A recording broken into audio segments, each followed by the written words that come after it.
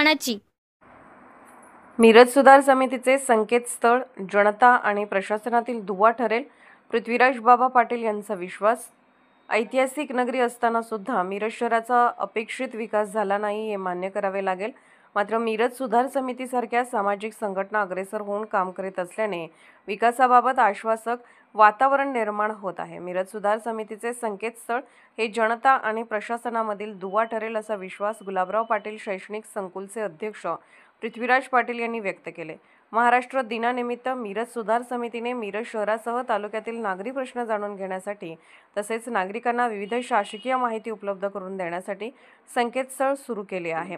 त्याचे उद्घाटन पृथ्वीराज बाबा पाटील यांच्या हस्ते IMA अध्यक्ष डॉ. रियाज मुजावर, महापालिका सहाय्यक आयुक्त अनिस मुल्ला, महापालिका माजी कर अधीक्षक नितीन शिंदे, ॲडव्होकेट इर्शाद पालेगार यांच्या उपस्थितीत करण्यात आले. यावेळी मिरज सुधार समितीचे संस्थापक ॲडव्होकेट AA काझी यांनी संकेतस्थळामध्ये नागरिकांनी दिल्या जाणाऱ्या सुविधांची माहिती दिली.